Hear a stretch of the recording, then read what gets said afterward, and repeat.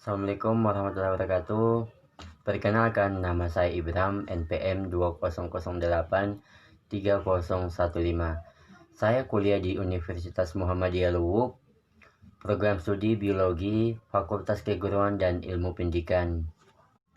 Baik, saya di sini akan menjelaskan materi singkat saya yang berjudul kutipan dan sistem rujukan.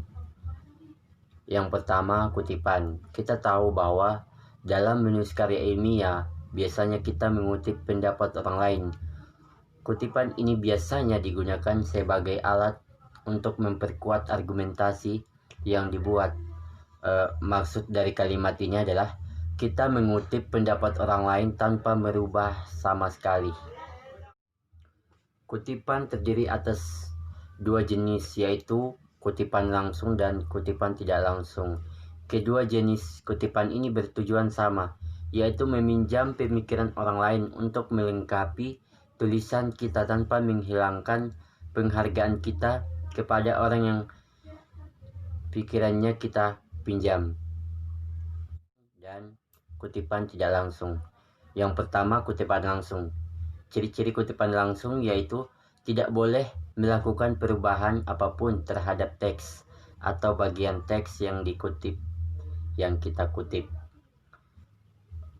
Tanda 3 titik berspasi digunakan apabila ada bagian kutipan yang dihilangkan.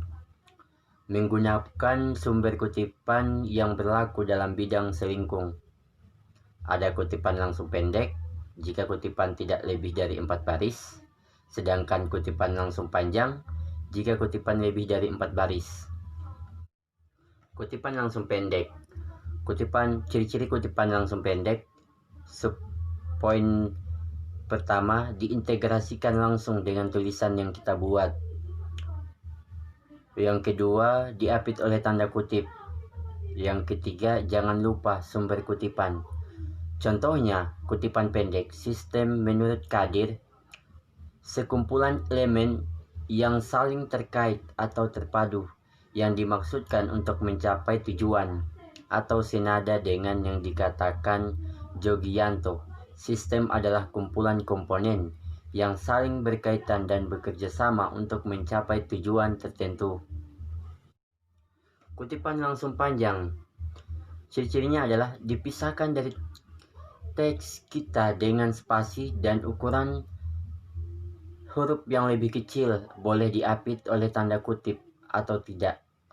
Kita tahu bahwa yang harus menyertakan sumber kutipan. Nah, sumber kutipan ini bahwa sifatnya mutlak, harus dicantumkan pada setiap kutipan yang kita ambil sebagai acuan jika kita tidak ingin digolongkan sebagai orang yang melakukan plagiarisme, karena hal ini merupakan tindakan pencurian terhadap hak cipta seseorang yang dilindungi oleh hukum. Selain itu, dengan menyertakan data atau sumber kutipan, berarti kita juga menghargai pikiran orang lain yang tulisannya kita kutip sebagai etika dalam dunia ilmu dan aspek legalitasnya. Yang poin kedua yaitu kutipan langsung panjang. Contohnya, definisi sistem informasi menurut Lazmuddin 2005 halaman 13 adalah sebagai berikut. Sistem informasi adalah suatu sistem yang dibuat oleh manusia yang terdiri dari komponen-komponen dalam organisasi untuk mencapai suatu tujuan, yaitu menyajikan informasi atau sekumpulan prosedur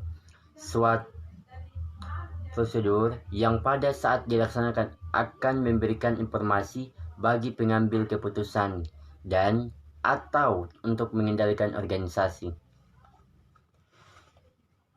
Yang poin kedua yaitu kutipan langsung panjang.